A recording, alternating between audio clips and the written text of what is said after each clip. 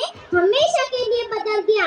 आज मैं इस मंच पर खड़े होकर केवल शब्द नहीं बोल रही हूँ, मैं उन चीखों की गूंज लाई हूँ जो मलबे के नीचे दफन हो गई। हिमाचल के पहाड़ों पर गिरा हुआ वो भूस्खलन सिर्फ मिट्टी नहीं थी, वो किसी माँ का आंगन था, किसी बच्चे की किताबें थी, किसी परिवार का आशियाना था।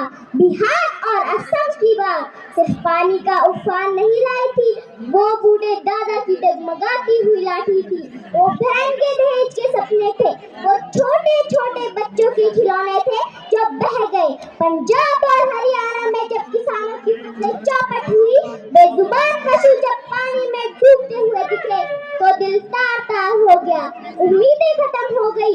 दक्षिण भारत में जब सड़कों पर घुटनों घुटनों पानी भर गया तो सिर्फ दुकानें बंद नहीं हुई, लोगों की उम्मीदें बंद हो गई। प्रिय देशवासियों, आपदा किताब में लिखी कोई परिभाषा नहीं है। आपदा मतलब वो रोती हुई माँ जो अपने बेटे को मलबे के नीचे पुकारती है। आपदा मतलब वो बेटा जो अपने पापा से पूछता है, पापा हमारा घर कब बनेगा। आपदा मतलब वो किसान जो रात भर आसमान देखता है और सोचता है कल मेरी फसल बचेगी या नहीं। लेकिन इस अंधेरे में एक रोशनी भी है।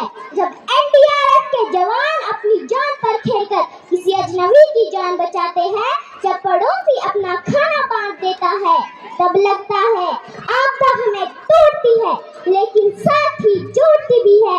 आपदा को हम रोक तो नहीं सकते, लेकिन आपदा के बाद हार मानना हमारी हार होगी।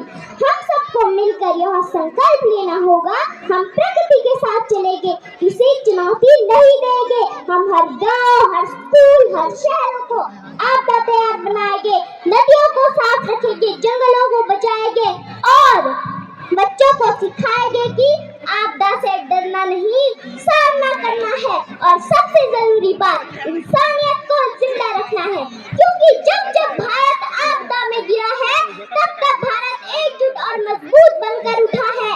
आपदा आती है लेकिन भारत झुकता नहीं, सहता है, समझता है और फिर उठ खड़ा होता है। आपदा चाहे कितनी भी बड़ी क्यों न हो, अगर दिल से दिल जुड़े हो, इंसानियत जिंदा हो, तो कोई भूकंप, कोई बाढ़, कोई तूफान हमें हरा नहीं सकता। हम गिरेंगे, टूटेंगे, लेकिन फिर उठेंगे और पहले से ज्यादा मजबूत बनकर उठेंगे।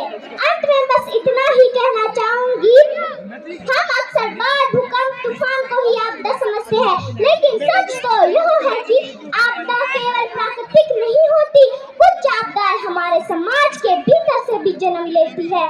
चिट्टा जैसे नशे की लत के घर की दीवारें नहीं गिराती, लेकिन घर की खुशियां जरूर छीन लेती है।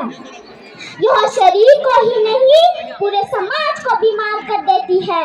मैं खुद को लेती हूँ, फिर मेरा भारत देश अपने आप जागरूक हो जाएगा। धन्यवाद। जय Hind. Well done, Riya. Very